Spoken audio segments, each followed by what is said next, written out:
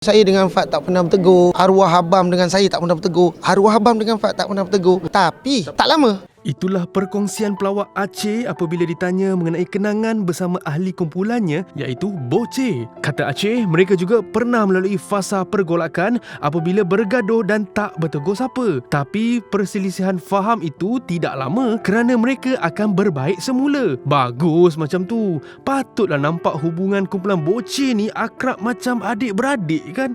Sebelum Aceh cerita pasal tu, share lah sikit kenangan bersama Boceh ketika awal-awal kemunculan dulu. kita pernah pergi satu show di Sandakan. Yang masa mula-mula kita jadi artis, ambil job tu 300 je di Sandakan. Tapi kita nak membuat nama masa tu. Kita pergi juga Sandakan 300. Balik lebih kurang gedebak-gedebuk pun ada dalam 900. 900 kita parking di airport. Dan parking tu adalah parking yang premium. Bila kita balik 3 hari 700 lebih parking tu. So kita bayar, tong-tong bayar dan bayar land tu ada. Itulah satu pengalaman. Aku cakap kalau ini kita bagi sama rata, ini antara ujian kita yang kita nak. Masa tu Fat tak ada kereta, arwah abang tak ada kereta. Yang ada kereta saya, Kia Spectra masa tu.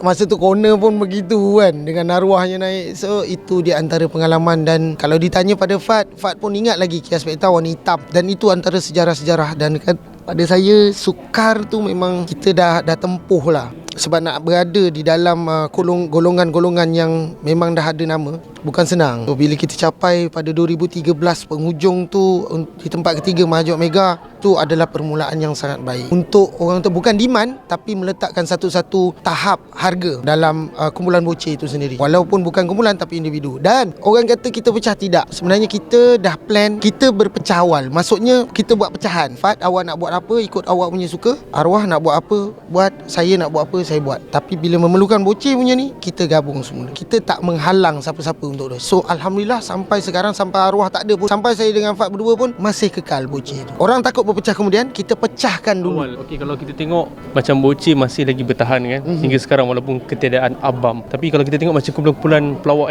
yang terdahulu macam Senario, Sepatu, Shiro, ada pergolakan So macam Boceh ni ada tak satu masa tu dia macam bergolak ke bagaimana ke, apa yang boleh dikongsi? Gaduh pernah gaduh. Saya dengan Fat tak pernah bertegur. Arwah abang dengan saya tak pernah bertegur. Arwah abang dengan Fat tak pernah bertegur. Tapi tak lama, seminggu 2 minggu settle. Merajuk dia macam tu lah.